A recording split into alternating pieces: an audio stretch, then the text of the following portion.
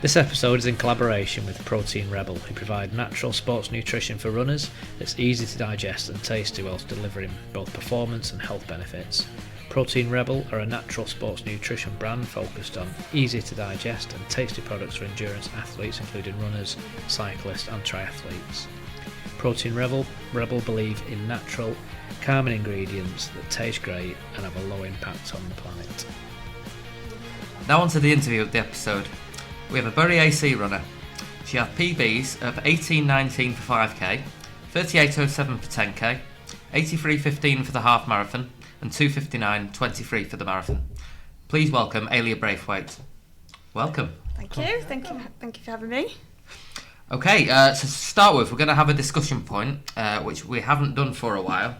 So, recently, Philly Bowden posted about being catcalled on runs. And she posted saying, I shared this story about being catcalled while out running. Something that's happened to me more times than I can count. The response in my DMs, predominantly from other women, was heartbreaking, yet wholly unsurprising. I can remember this sort of thing happening to me from a young age, men in vans shouting sexual comments at me while I was walking to school in my uniform, men calling out parts of my body and what they'd like to do to me. Still now in my 30s, I don't feel completely safe out running, doing my job and one of the things I love to do the most in the world. So what are our thoughts on this, and is there anything we can do? So, who wants to pick up on this first? I'm happy to share a sort of recent experience. So where I live in Prestwich and Whitefield surrounding areas, there's some really, really lovely trails. But there's been lots of sort of reports on Facebook recently about, kind of some undesirables kind of out and about, police presence, that sort of thing. So I generally don't run on the trails on my own unless I'm with somebody else. And then about a month ago, it was a really, really nice day. So I just thought, I'm just going to get up, do it, run through the trails. And then was just running along the Outward Trail, which is sort of like a long trail between Radcliffe and Prestwich. And I just sort of ran past a guy, thought he, looked a bit odd. I kind of ran on, turned around, and he was flashing at me. So very, very quickly sprinted away. Was this in the morning? This was in the morning. Not really early though. It was probably around 8 o'clock, right. And there were, it wasn't like there was nobody around. I'd passed cyclists on the trails. There was other runners around, so it wasn't like there was nobody there. And obviously, that sort of stopped me from running that same route now. And then again, recently there was a report from a member of a local club who'd been verbally attacked by someone on the same trails in the same area. So a female runner as well. So it's just really unfortunate because we've got all this lovely area to run around, and you don't want to do it on your own. Did you report it, that incident? Yeah, so we reported it to the police, and then obviously I had to get back and because that trail's used by, it's used by Prestwich AC, Bury AC, a lot of Radcliffe runners run down there, so I had to kind of get the word out as well. So, and has it impacted on you running now? Did you say you won't run on that trail? Yeah, I've not run on the trail since. I mean, I'm fortunate enough to have a few people that I can go and run on the trails with if I want to ask, but I probably wouldn't go down there on my own again. Yeah, and it's not on, is it? You should be able to go out running, shouldn't you? Yeah. But I think it's not just a female thing, is it? Sean, you said you had something recently, didn't you? Well, yeah, just on the car. I had a couple of... Carl's dodgy in it, to be honest. There's all sorts of weird carry on the car. I had I've had a couple really. I had one where I made a guy jump because I was running behind him. I was went past him, he just proper took exception to it. And calling me a few names, I just carried on running. And then more recently I run past two guys, and they just shouting something at me when I'm running away, so shouted a bit of stuff back, but then the reaction was just proper yelling at me, you know what I mean? And I just thought, well, okay. So I just carried on running, and then changing my route, coming back, because it's like an out and back, innit? And you're thinking, well, not going back that way because it's quite narrow, innit? But I've run up and still run on the canal. Do you know what I mean? it's like we said before we started recording. It's different for guys in that sense, isn't it? In a way, but you still get. Still makes you feel a bit vulnerable, doesn't it? I mean, Still I think not as well, isn't it? yeah, You do have people out whistling out of vans and stuff, Yeah. don't you, when you're running? but I've never really felt at risk or intimidated, but it's scary when you hear things like that actually. Yeah, I know. I think Prestwich AC have actually written to the local MPs just to say, is there anything we can do to make these trails safer? Because obviously I think there's been some incidents with dog walkers as well, and that sort of thing. So you just want to feel like you can go out and run when and where you want to, don't you? Yeah. So Katie, I notice you run a lot with other people. Yeah, I do. Does this influence your decision to run with people a lot? Not really, no. I will run on my own. Do you think about where you're running, or do you just... No, not really. I always would. I think I'm a bit naive, and if I want to go on the canal, I'll go on the canal. I think touch wood, because I've never had anything kind of happen like that where I felt intimidated or at risk. So I don't change my behaviour. But things like that, when you hear kind of that do happen, and even to like you, Sean, like, you know, it makes you think, doesn't it, that you're vulnerable. But I run, like, if I wear headphones when I'm on the canal, I'll only put one ear in. So I try to be mindful. We've had it just on a similar subject. When we've been on Greengate, though, you get fans driving past yelling stuff, don't you? Yeah. So the girls especially. I mean, in the summer when they're wearing less clothes, I've heard some pretty nasty comments. Yeah, and I was in a big group, you know what I mean? Yeah, I was reading that in terms of like clothes. Summer, like on Philly's post, and people were saying maybe you want to think about what you're wearing. But again, why should you have to do what you're comfortable with. Exactly, you shouldn't have to. You know, people not. Seen that about Holly Archer as well. Someone having a go at her for wearing the knickers, race knickers. Yeah. I know they were. It's all right. Don't worry. I didn't know he was down here. No problem. Cheers. There was just an interruption there. Just as we were talking about knickers. Knickers. I was thinking, what is this podcast? It's a bad time to walk in. Holly Archer did post, didn't she, that she got a lot of grief, and a lot of, especially males, I think, were kind of saying to her, like, who does she think she is? Why was she wearing race knickers? And like 90% of the elite women. Yeah, exactly. Yeah. But, and it shouldn't matter. You should be able to wear what you want. You shouldn't be judged for what you're wearing, should you? You touched on a point just before we started recording, Sean, that your partner Claire runs, and you're conscious of how long a run should take her. Yeah, she's the same with me. I mean, I always ask each other where we're going, and like if she's going out for a run, I know she's doing 6 miles, so I'll just say where you're going, and you know roughly then what time they should be back. Well, you know exactly, don't you? Yeah. When you're a runner, you know exactly how long every single route takes you. Yeah. So, yeah, I think that's just sensible to do that, isn't it? If you live with someone else and you're going out for a run, let them know where you're going. Yeah. Let them know how long you're going to be. Yeah. I think we've said this before on the podcast when we did one of the women's episodes. You can set up that emergency contact as well, can't you? Yeah. They have a thing on tracking on Strava and Garmin as well, where if you start a run, you can automatically send a live update. Yeah, I use that. Yeah. Although when I was marathon training and running down the canal into town, and sometimes the GPS goes a bit funny, so I've had a few phone calls sometimes going, what's going on? Have you fallen in the canal? Are you all right? I've had that actually. So yeah, there are steps you can take. It's a shame that you have to do it. Again, I say I don't change my route and stuff, but like I say, I run with one earphone in, and I always run my phone. Like, I hate running with my phone, really. If I'm ever doing a park run or a race, I don't run with my phone. But I would never go out just on a normal run without my phone. I do always have it, so. Yeah, I'll never bring my phone. Just don't like the weight. I don't.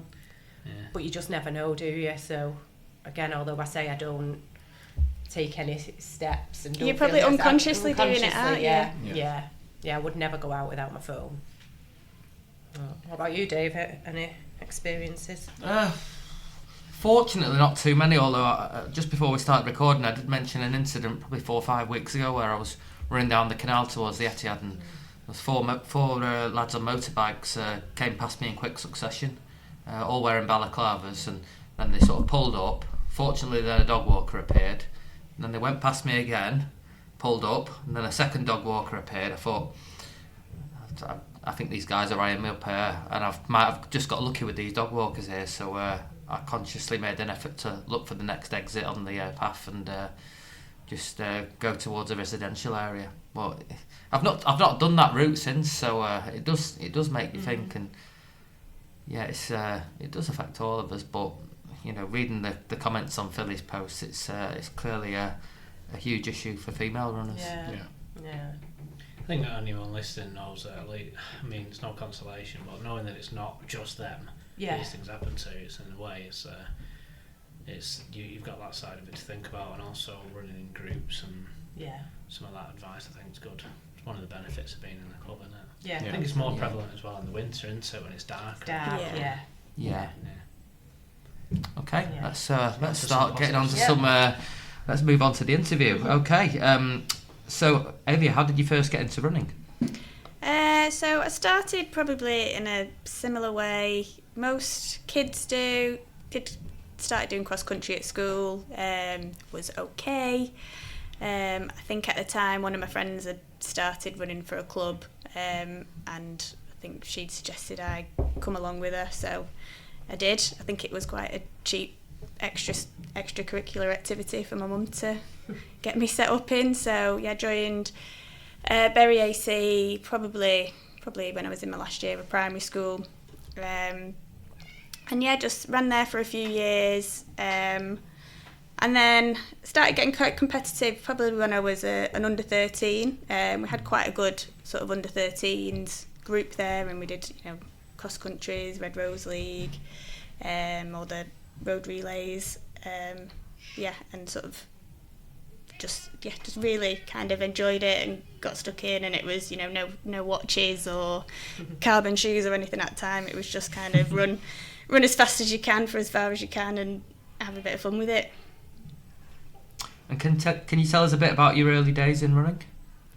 Yeah, so I stayed at Bury until probably I was around under 15, I think, and then sort of the group of girls I was with as an under 13 kind of sort of moved on or started doing different things. So then I moved across to Bolton Harriers, and that was kind of like a completely different level of running. Sort of the running group I was in there were some really, really impressive runners. So like Tom Lancashire was in it. There was, I don't know if you remember Chris Idden at the time. And a couple of the lads. So it was a big step up. So I'd gone from kind of just running on a Tuesday and a Thursday to suddenly it was a Tuesday and a Thursday, and then circuit training on a Monday, morning runs round Leverhulme Park, sort of 3 mornings a week, and then training on a Saturday. So that was kind of quite intense, but still really enjoyed it. And then it was sort of when I started getting to kind of senior level, I sort of was dropping off a bit, and then kind of just wanting to pursue social life. So you've touched on your early years with Bury AC and Bolton Harriers. What are some of your fondest memories from that time? I think definitely at Bury was doing the cross countries as a kid, because it was just like such an event, like travelling to the nationals with all, everyone would be in a convoy, and you'd go and stay in a Premier Inn, and all the girls would we'd put our hair in plaits, and you'd have one half sprayed red and one half sprayed black, and then white pigtails, and it was just really fun, and there was just no pressure. It was, like I say, it was just run as fast as you can and see what you can do, and then you sort of end up achieving things without really realising it. I think ran in the inter-counties. I think I ran for the Northwest at one point. So it was just really kind of no pressure, fun, and then kind of got into track as well. We sort of it was like cross country in the winter, track in the summer. We did I think it was the McDonald's Young Athletes League. So it was like 800 was my event, which is a bit ridiculous now since that feels like a sprint now. But that was like my event, as far as I'd go. Yeah, and just touching on those cross country races you mentioned, did you have any particular favourite courses? I quite like, the only one I can really remember doing all the time was the one in Leverhulme Park. I always really enjoyed that. That was always my favourite, but the one is still burned in my memory, and unfortunately we've had to go back to it. It's Mile Pits. Like, I will never. Casey's favourite. I mean, having to come back to that as a senior, I just felt like all these memories rushing back. I'm like, oh God, I remember that hill. So yeah, good times and bad times. I think we've already touched on this, but I'll repeat the question. What led you to step away from the sport at the age of 16, 17? Yeah, I think it was just kind of, I suppose a lot of people, or especially I think young girls, step away at that point. And I think at the time I'd sort of, I'd kind of plateaued as well in my races, and knowing what I know now, I think that's quite common for like young women to do that. But I think I was putting all this training in and just wasn't really improving. And I think at the time I'd started sixth form college and was wanting to go out with my friends, and I think I just didn't have the motivation or commitment to carry on with it. So yeah, it just sort of, I guess the training just sort of trickled off, and then when I started university I just stopped altogether really. Yeah. And then after a break you got back into running with the Couch to 5k and then Prestwich AC in 2020. So what inspired that return, especially after having kids? Yeah, so I think over the years, I have tried to get back into running. Well, tried and failed. So, every so often I'd be like, oh, yeah, I'm going to get back into this. I'll go and run a mile, and obviously you try and run it at the same speed that you did when you were 13 years old, and it's never going to happen. So, I had my 2 kids, and then I think my youngest was probably about 6 or 7 months old, and it was just at that stage where, the fog's lifting of having a newborn. And I just really felt like I need something for me now. And then I was probably just scrolling through Facebook, and then there was this advertisement for Prestwich AC were putting on a Couch to 5k initiative, and it was just round the corner. So I thought, right, I'm just going to sign up to it and do it. And yeah, honestly, I've never looked back. It was the best thing I've ever done. I definitely wouldn't still be running if I didn't do that. Like they were just such a supportive bunch. And then it finished with the graduation Couch 5k was at Heaton Park run. Oh, brilliant! So that was good fun. Yeah, we've had quite a few guests who've sort of came away from the sport and then come back later.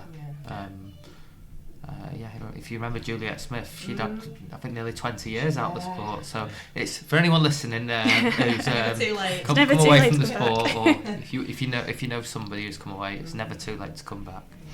Okay, that's all my questions, Alia. Thank you. I'm now going to hand over to Callum. Cheers, Dave.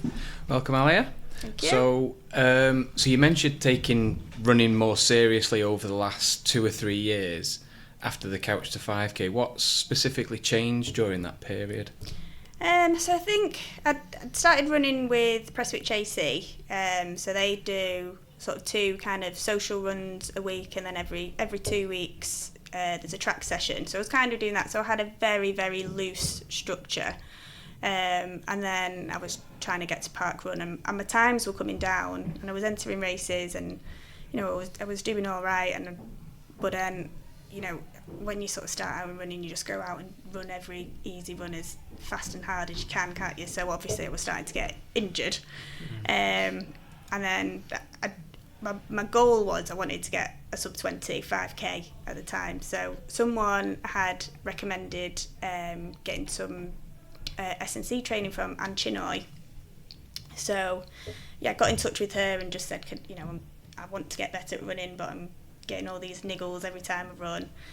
So yeah, started doing some S&C coaching with her, and then she set me up with a training plan, and that was kind of the first time I'd had that kind of structure of like doing 2 speed sessions a week, doing a long run, doing your easy runs, and then from that I was kind of entering races and getting better, and then ultimately sort of like started down the marathon route. Good.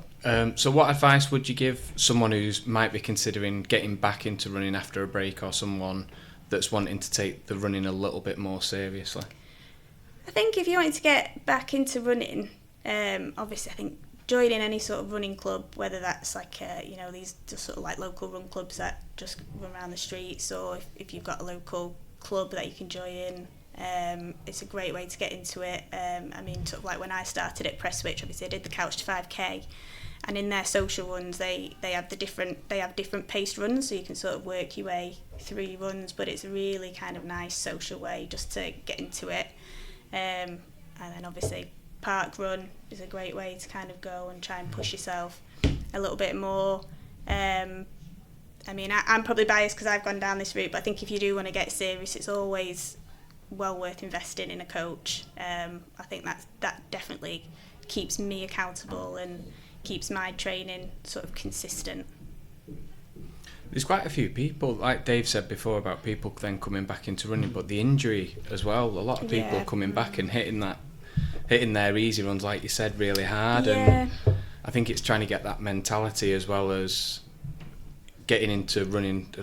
I know we've mentioned it with James, like running easy a little bit. It's definitely something that I have had to learn. Like I was very much, even probably, like I've been with a new coach since January, and she's been very much of the mindset like you need to just check your ego and just slow down those easy runs, because before I was kind of, you see Strava, don't you, like I can't do an easy run that doesn't have a 7 at the start of it. But yeah, I've kind of really just taken it on the chin now and just slowing down and really running by feel or by heart rate and making sure those easy runs are actually recovery runs, and then you can hit your sessions hard and get the most out of those.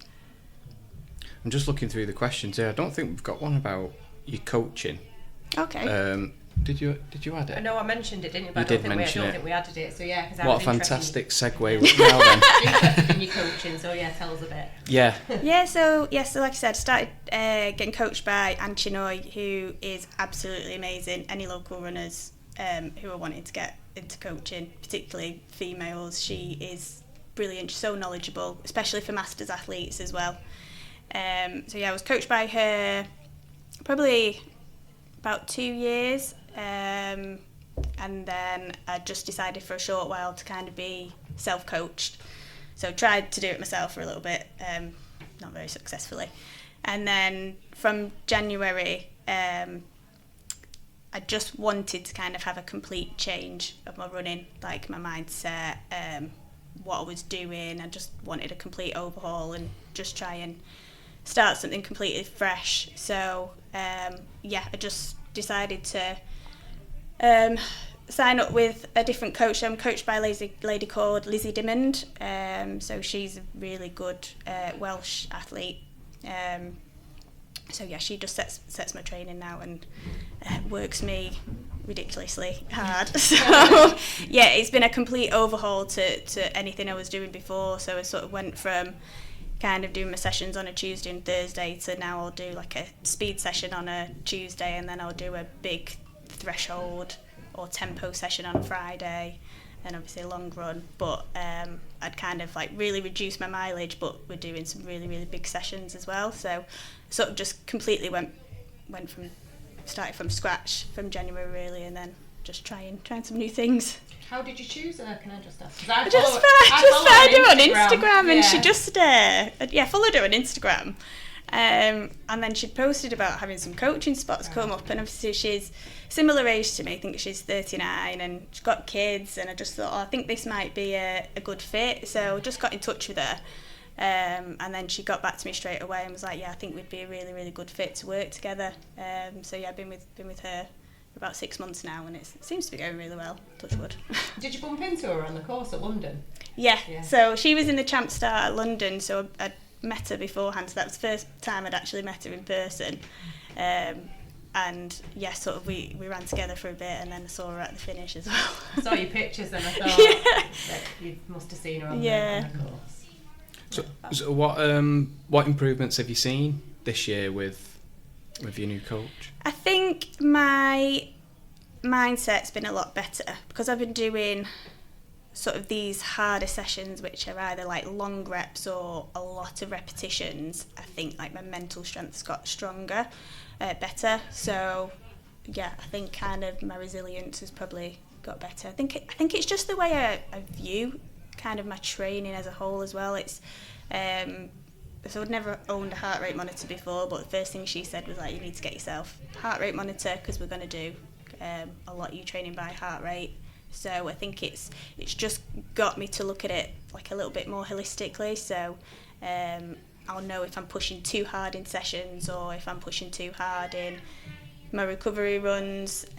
So I think, I mean, touch wood, I've not had any niggles since I've been training with her. I've definitely seen like my paces and that sort of things in training get better. So I'm hoping that's going to translate into races. Good. So what prompted the move to go back to Bury AC at the end of 2023? Yeah, so I mean, doing park run and just sort of seeing some of the Bury AC runners at like local races, I kind of got to know them anyway, and I do remember actually turning up to park run one day, and Byron and Rachel Marshall were chatting at the start line, and then saw me and turned around, and then they were obviously talking about Northern League, and they went, "Oh, Alia can do a 1500," and I was like, "What are you talking about?" And they were short of runners for this was probably 2 years ago. So yeah, they were short of runners, so they asked me if I'd fill in. So because Prestwich at the time wasn't a track club, I could be a track runner for Bury. So yeah, just sort of ended up doing this race randomly, doing a 1500 metres. Hadn't run on the track in a race for about 20 years. And then after that, just started going down training with everyone once a week, and it was kind of just like a natural progression then. So for me, I've always loved like the team events for the club, like doing the road relays, and I mean, I hate cross country, but I love like the team aspect of cross country. I mean, Katie's seen me at cross countries, not looking very happy. So yeah, I think it was just a no-brainer really. And then when the next cross country season came around, I just decided to make the move completely. I'm still second claim for Prestwich, so I do still go on like the social runs with them. But yeah, I think I just needed to take that next step up in my training as well. I mean, you can do all the solo training, but nothing pushes you like going down to the track and running against other people. And they've got some amazing runners at Bury, and women especially. So you just get dragged around. Yeah, and they've had a revamp of the track and they everything. Have. So and that, I mean, I'm biased, but I think it's a pretty good track to run on, and we've had some pretty good feedback. Good. It's a move that quite a few runners have made recently, because Martin Clark, who won the Sale Sizzler on Thursday, he moved from Prestwich to Bury. And James Brown as well. Yeah. So it seems to be quite a common move. Some might say they're getting poached, but that's definitely not the case. A bit controversial, but no, I think a lot of people kind of they get into running by running with Prestwich, which it's a really inclusive club and it gets people started, and then I think you get to a certain level and it's right. Well, where can we go to next? So I think usually it's either Salford or Bury. So in 2023, you ran your first marathon after qualifying for the London Champ Starts. Can you tell us about this experience and what the biggest challenges or rewards were of tackling your first marathon? Yeah, well, so originally I was actually signed up to do Manchester Marathon, and then I'd had no idea what the championship start was. I'd never even heard of it, and then I did Manchester Half in October 2022 and got a championship qualifying time. Obviously I didn't know that was, and then obviously people got in touch with me and were like, "Oh, this is a champs qualifier." I was like, I don't know what that means. So then obviously I had to do it because I thought I might not ever get that time again. So what was that time? That your I think PB? it wasn't my PB. I think it was like 1:27 at the time. So it wouldn't qualify you now. But yeah, I think I just snuck in that year because I think it used to be 1:28. So yeah, I was already kind of set to do a marathon training block anyway from the January. But yeah, just shifted it to do London Marathon. And yeah, I mean, I loved the training. It was challenging because I'd never done like any sort of long. I'd done long runs, but maybe up to like 12, 13 miles. So, you know, when you're going on Strava and every time you do a session, like, your longest run today. So, yeah, I think I really enjoyed it. And I just loved the challenge of it. But it was difficult kind of then having to try and fit it around the kids, and suddenly I was like, oh, I've got to try and spare 3 hours on a Sunday morning, which I'd never had to do before.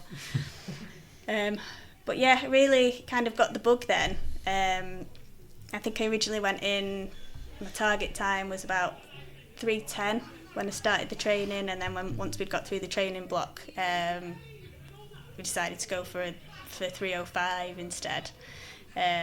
And yeah, just absolutely loved it. There was just, you see it on the telly, don't you? And then you're just suddenly there. I'm like, oh my God. And I think at the time it was Mo Farah's last marathon. Yeah. So then you were like, oh my God, I'm stood here and they're announcing Mo Farah's. And then you can hear those like heartbeat sounds going, and it just felt really unreal. Like, I can't believe I'm actually here. And yeah, it was just a really amazing experience. Obviously, it was really, really hard. But it was kind of like, oh, I never thought I'd do a marathon for one, and I never thought I'd kind of achieve a time that I really wanted like that as well. So I think I ended up with a 3:04 at that point. So then it was kind of like, oh, okay, what can I actually do next? So I think that was a bit of a kind of eye opener for me to be like, oh, maybe I can do something with this running malarkey. So you did? Have you done London again then? Yeah, so I did London this year. Right, okay. And which start were you in then? Were you in the? So I was in the champ start, yeah. So I did. So we did train for Manchester last year, but I actually DNF'd Manchester last year. And then I wasn't sure if I was even going to do a marathon this year, because it was just, I didn't know if I could put myself through it. And then I just decided, you know what, I've got the championship time again. I'll just do it. I'm not going to do it for a time. I'm just going to try and soak up the experience to put Manchester behind me. And yeah, absolutely love it, obviously, despite the heat. But yeah, I think, it just put all those bad memories of dropping out of Manchester behind, and then kind of... Got a really good time as well. Go on, what time did you do? I did 2:59:23. Fantastic. Yeah. Especially when on a day when a lot of people struggle. Yeah, I mean, I probably would. It's a weird one. I think if you'd have told me I'd got a 2:59 a week before the race, I'd have been disappointed, because I was training better than that, and I think I probably could have gone, or should have gone quicker. But then when you see everyone's times and I don't think I know anyone or very few people that didn't do a positive split. Yeah. So yeah, I think in hindsight, I'm proud of it. Yeah. Yeah. Can I just ask then, so what happened? Do you mind just telling us what happened in Manchester then? Yeah, so it's taken me a while to reflect on it, because I think at the time, I just felt, like in the race, I just felt very like overwhelmed and dizzy, and I just didn't feel right. And then I'd got to like 15 miles, I'd missed a drink station, and then I was just all over the show, and I just kind of thought, I'm not going to be able to finish this. So I just stopped. But then when I've looked back, I think it was just all in my head. Yeah. I think I just let a lot of external factors during the race get to me.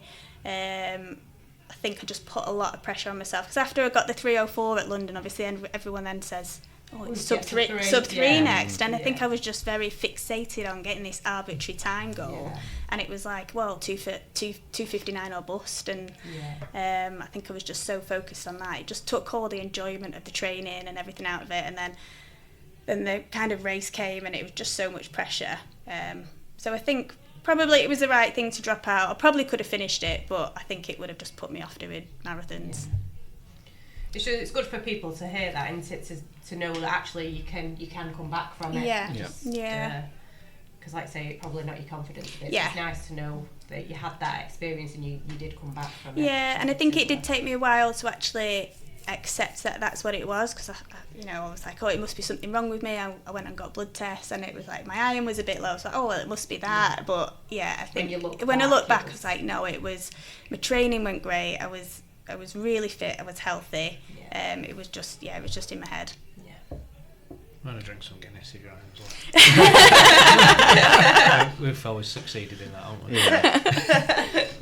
So we've got a listener question from James Hartshorn. It says, you've run London twice now. Are there any plans to do more? I'm not sure if I do London again. Never say never.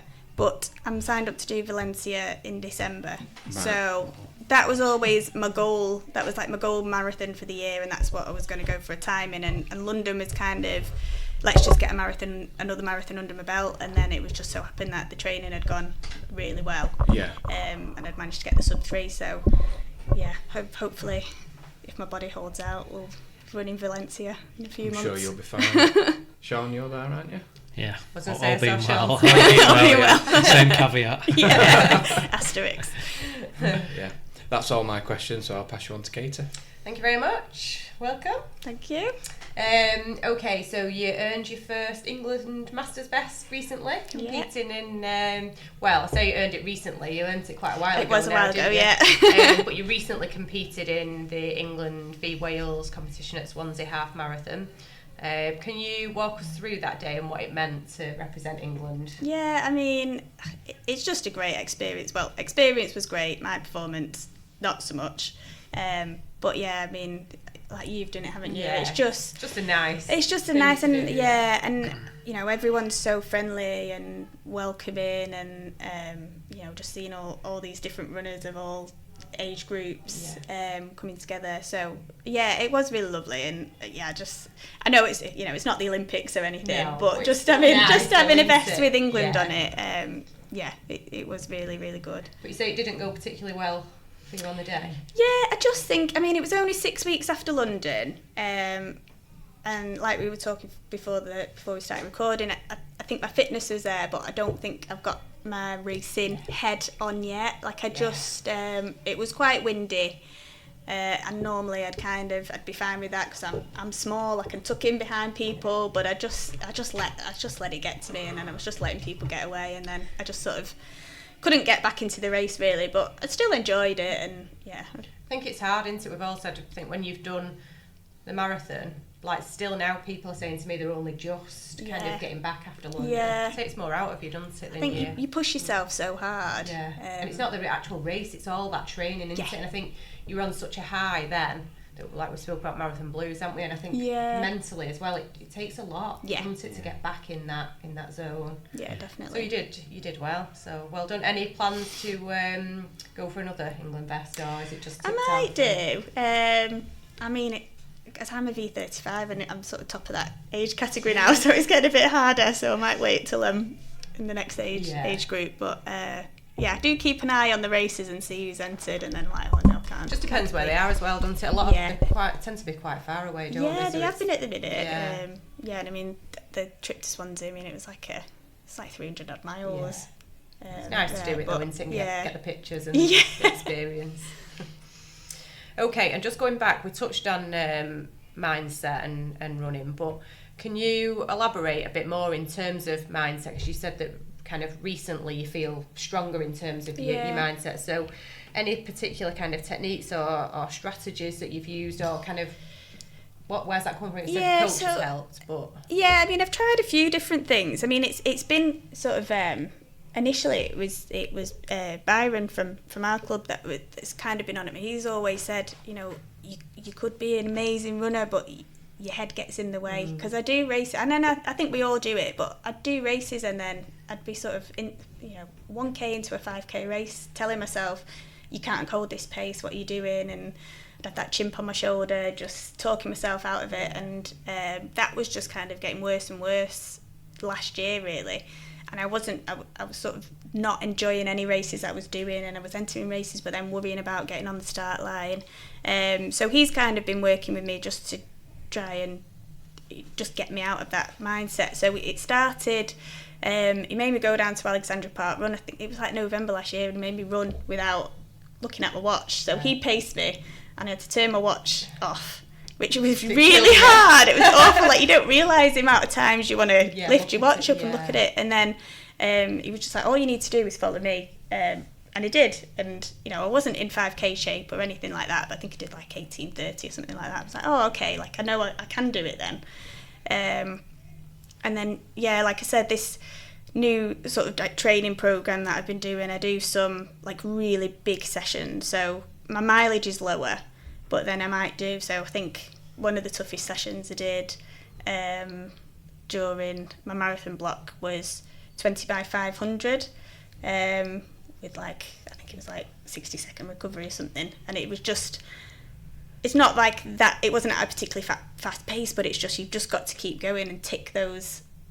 So and it's so like repetitive and mundane. You've got to have mental strength just to be able to kind of get through those sessions. And I think as well, I've shifted from looking at the outcome to just focusing on the process. So I was, like I said, I was getting so fixated on these, arbitrary time goals and wanting a PB in every race. It was just taking the enjoyment out of it. So now I'm just trying to really enjoy my training, do the paces in training, and then just kind of try and be confident that, well, the pace, I can do that pace, so I can do it in races. So I actually didn't have any time target at London. It was just, I knew what paces I needed to run, and I had some very loose sort of targets for certain points in the race, and I think that really worked because I wasn't fixated on, oh, I'm behind now.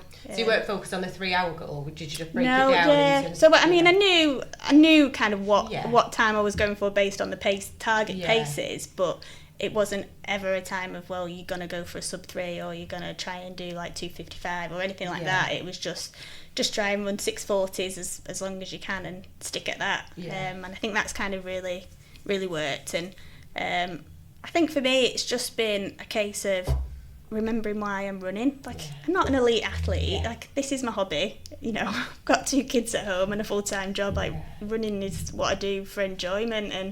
And it was just sort of, kind of when it gets hard in races, telling yourself, I don't have to do this. I get to do this. I'm doing this for fun. Yeah. I think we do forget that sometimes, don't we? Yeah.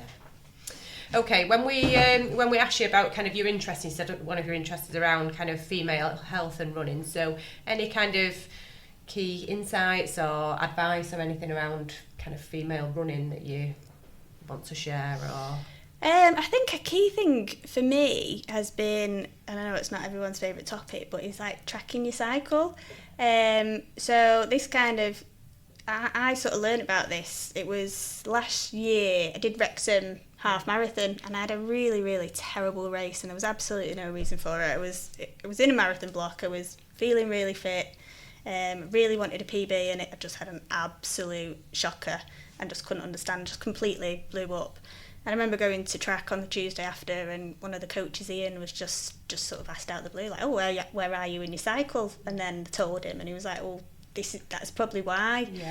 And then he sort of said, you need to start tracking it and you'll feel better at certain points and whatnot. And I think that's really helped me because I can not necessarily change my training around it, but I can adjust my expectations. You can be aware. I'll work more off effort rather than pace and that sort of thing. And I think it's really useful because I think you can beat yourself up sometimes and it can be completely out of your control. And I was just thinking it's a bit of a taboo subject as well, isn't it? Yeah. But how did it feel that like a male coach kind of just asked you that? I was really surprised actually, and I was sort of a bit taken aback. But then he has a coaching business as well and has a lot of female athletes, and he said, it's something that if his athletes are open to talking about it and share, then he'll get them to share that with him, and then he can sort of set their training accordingly. And I mean, at Bury, all the girls are very open, so we'll always be very open about talking about stuff like that. And I think it is quite important to make it less of a taboo absolutely subject. It should be the norm, isn't it? Like, all women that are running, it affects them, doesn't it? But it's just it's not the norm, unfortunately, as it is, but it's taboo. So do you use an app or something now then to track? So I just track it on, you can track it on your Garmin, on the app. Oh, right. So there's like a section within that, and you can sort of like record when your period is, and then it calculates when your next one is, and then it'll tell you where sort of your different stages of your cycle are. And it'll actually say like you might feel better at endurance on this day and stuff like that. So it's quite handy actually. Yeah, something definitely we need educated on again. I don't know all that information myself. Okay, something for people to think about though as well. We've got a final listener question from, go on Dave, who's that on Instagram? Can we read that one? Is it Gurginator. Gurginator, do we know who that is? Oh, Liz, I think that is, I yeah. thought it was about American Pie. Who is it? She's called Liz. She's from Prestwich AC. Oh, Liz, that's Liz on Instagram. From Liz on Instagram. I did go onto her Instagram account, but I couldn't see her name. Ah, okay. So Liz wants to know, how do you measure running success? And we can't keep PB in, so how do you carry on challenging yourself? I think this goes back to, I suppose, what do you want to get out of running? So, you know, are you running for the enjoyment, or, you know, if you feel like you for me, at the minute, I'm trying to get my speed up because I know I've probably only got a few more years of getting those times in the shorter races down. So it's like, I might focus on short stuff and then I'll go back to doing marathon pace stuff. But, you know, if you're coming back from an injury, it's just, you know, setting yourself whatever goals you want to set, or, you know, if you use running just as stress relief, like that can be your measure of success. Yeah. Okay, fab. That was really interesting. Thank you. I'm going to hand over to Sean. Thanks, Katie. Food questions. Do you have an approach at all to nutrition and fueling for training and races? I do and I don't. So when I started training for London Marathon the first time round and I started doing long runs, I was getting a lot of GI issues, which obviously I've never done long runs before or anything like that. So I did see a nutritionist, and that was quite eye-opening because he got me to keep a food diary for 3 weeks, and there was loads of stuff which I just wasn't aware of, you know, kind of timing when you're having a snack before you do your track sessions, and like I was eating sort of 2 hours before, and he was saying, no, you need to make sure it's like 60 minutes before if you're having sort of a like high energy snack. And I do try and, you know, I'm not super like diligent on making sure I have a really strict diet or anything, but if I've got a long run the next day or a race, I'll be on the plating chicken and rice, much to my family's disdain. Like, they see chicken and rice coming out and like, oh, have you got a race tomorrow? Do you practice marathon training? Do you practice your nutrition for the marathon in your long runs? Yeah, so I think because I have had some GI issues in the past, I think I must have tried every single gel on the market. So at the minute I'm trialing caffeine gels and seeing which I can tolerate, because I do feel the benefit of those. So I'm hoping I'm going to be able to use some in Valencia. So that's my trialing at the moment. But yeah, I think I do practice in my long runs, and I do actually make sure I'm fueling for all my long runs. And I'm not one of these people that can run fasted. Just can't get up in the morning and do a run without eating anything. So I have to make sure I've had my breakfast. And well, it takes planning, that, doesn't it? Yeah. You gotta get up early, haven't you? Yeah. What gels have you tried then? So I did, for London I used Mountain Fuel, which I really got on with, but I think the packets are just too big. Yeah. So I've gone back to using Morton now. So I think I'm probably gonna flip between Morton and Precision Fuel. They seem to be all right, and I seem to be able to tolerate the caffeine gels of those. Yeah. But obviously Morton's just so expensive. I've just gone to Precision. I really like them. Yeah, they're good, and they're really small as well, aren't they? Considering the 30 grams. I found when I first had one, I think I had one on a long run, and I was on my way back, and then within 10-15 minutes I really felt that kick just when I needed it. The other thing someone said to me, you have to be careful with those ones, Precision Fuel, they don't have electrolytes in. So Mountain Fuel have electrolytes in, aren't they, do they? Yeah. Right? Yeah, there's a few different. So yeah, it's gels about getting it. It's about finding the right balance, isn't it? Yeah. But at London I actually ran, so I ran with like a sort of soft flask handheld, one that actually goes around your hand. So I ran with that for the first, so I had like a 40 gram carb drink for the I think I had that for the first 6 miles, just chucked that and then started taking my gels on, which I think was really good because I panic at the water stations in marathons and then just get myself in a big fluster. It is a bit of everyone's tripping over a bit, aren't they? Yeah, It's a bit and I think it made me feel better knowing, well, even if I miss a few water stations, I've had 500 mils of liquid and I've had 40 grams of carbs in this drink. It's a good strategy, that, because the water stations are more chaotic early in the race. Yeah, avoiding that problem. Yeah. By the time you're needing them, it's thinned out a bit. A few people have said that recently. Paul Minton and Mike Kennedy have had those things when we've been out running, just the soft flask. Yeah. And then a thing that you put on your hand, they said you can stretch your hand out so you don't get like cramp in your Yeah, hand. it did. I didn't feel like it weighed me down or anything. Yeah. I did practice with it in a lot of my long runs just to make sure. Yeah. But then they said that then you can just use it in the first few miles and then throw and it. chuck it. Yeah. So I might try that. Yeah. Let's try and find one. Yeah. You can I bought some on Amazon for dead cheap. Because I take them on Middlewood, so I'll take like a morning if I'm doing a long run on Middlewood and just drink that during the run. But I won't throw it, you just roll it up then and shove it in your pocket. Yeah. Dead cheap, they're not expensive. No, they're not. Yeah, so I might try that actually. Send us a link, Sean. Yeah. Right. Do you know how to send links? I do, I know. It underestimates my ability. Just sticking with nutrition for a short while, do you think there's any misconceptions around nutrition that you'd like to address, or any tips that you'd like to offer to So the thing that really annoys me that I hear quite a lot is the fasted running thing. Especially, I know it works for some people, but for women especially, it's not good. It's not good for you. So anyone who's sort of saying that, they go out like, don't do it, and I think as well, I know some people love doing the carb depletion and then the carb load, which I think it works for men, but again, it's based on research, it's really can be quite, not, I don't know, damaging, but it's not effective for women. So yeah, I mean, I don't know how true that is, but I think with anything, it's like it's benefits and negatives, isn't it? Yeah. How much of a impact are you causing yourself by trying something? Yeah. To get like a 1%, you know. Exactly. I had the same with that carb depletion. I'd done that religiously for years, and then building up to Berlin last year, I had my best marathon, not doing it. And I didn't do it because I was really suffering with migraines going through that process. So whatever benefit I was getting from it was costing me sleep and all that other stuff, you know.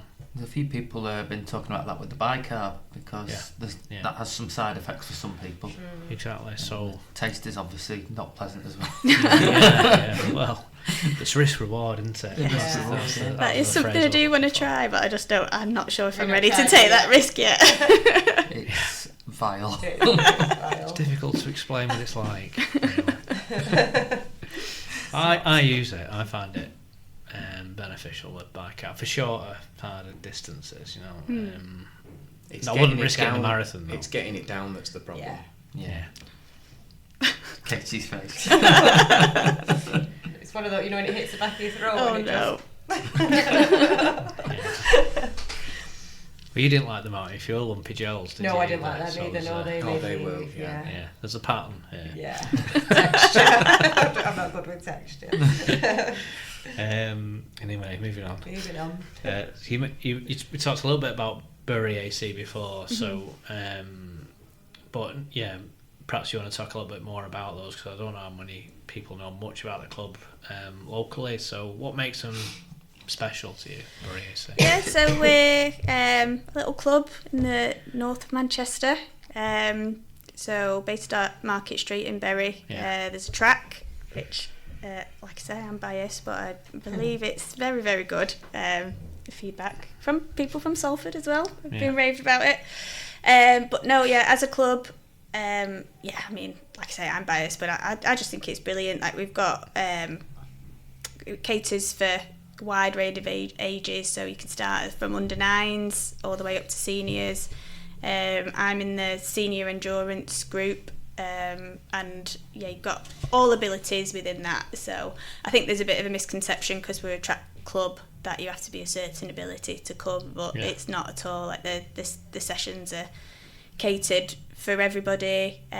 We've got a senior sprints group. You can come down and try throws, jumps. They've also got a development group, which if you're not quite ready to move into one of the senior groups, you can go, and that's sort of like a bit more of an introduction into running. And yeah, obviously, I'm sure a lot of people have seen us at the road relays and cross countries. But yeah, I think we sort of quietly sneak in there with some high positions, but then I think not many people quite know much about the club. But yeah, we've got some really fantastic runners, both the men and the women. Yeah, that's like today's point earlier with Martin winning the Sizzler recently, and his journey's been incredible, hasn't it? And he's really on form this year. They've always seems to have a presence at the relays. Yeah. I take it's a good atmosphere at the club as well. Yeah, it's really inclusive. Like, I think I'm sure the men get along as well, but I can only speak to the women. Like, we're just so supportive of each other.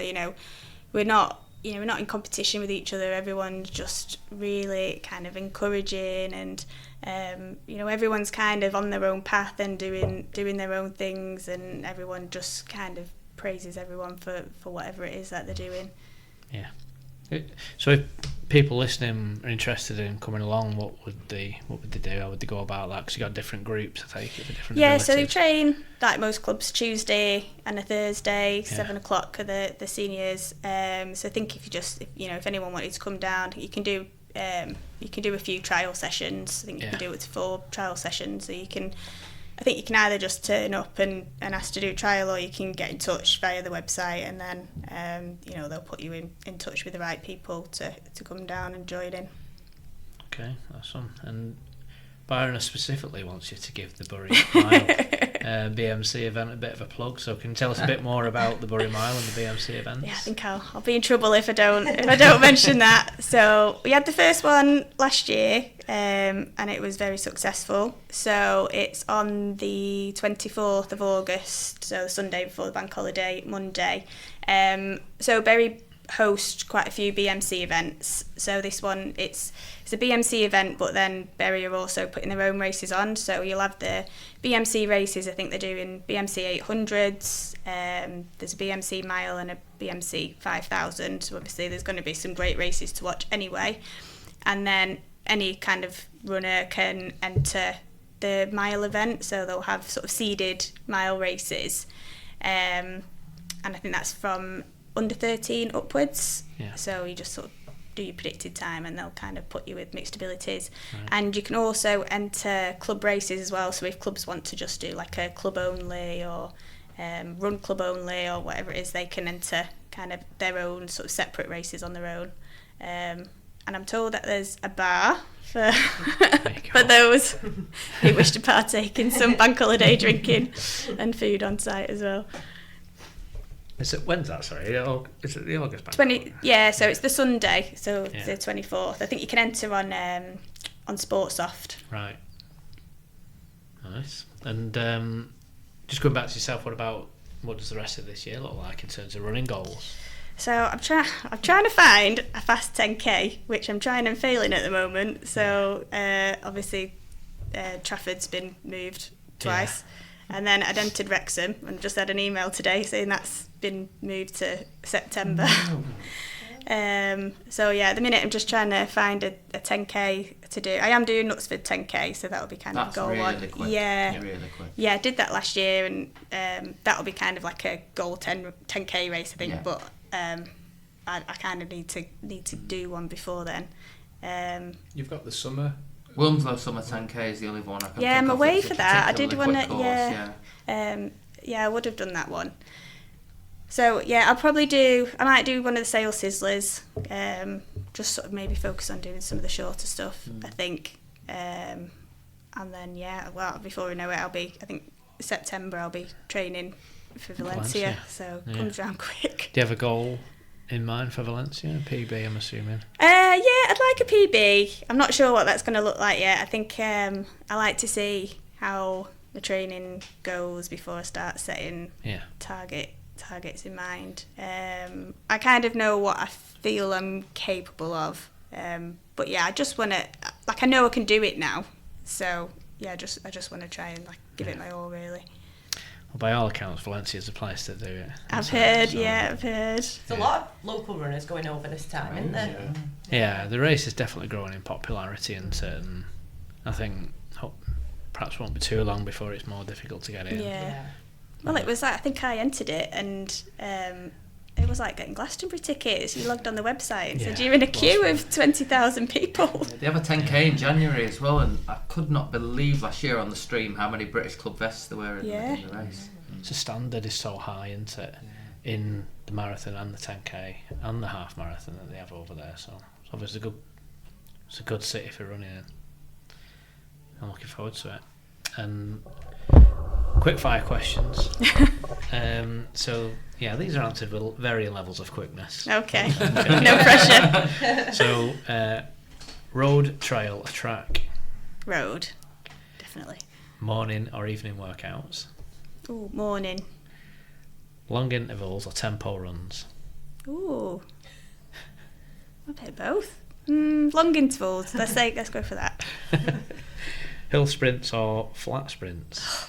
Definitely flat sprints. Yeah, 100%. Katie see me try to run up hills. Recovery runs or rest days? Recovery runs. Heart rate zone training or pace-based training? Oh, well, a bit of both, really. Yeah. Well, what did your coach say?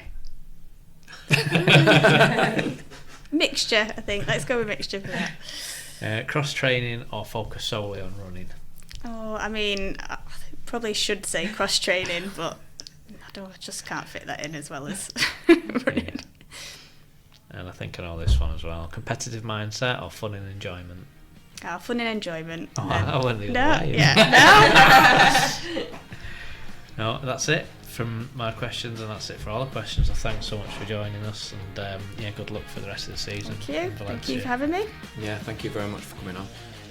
Thanks, Alia. Good luck with everything. Thank you. All the best. Cheers.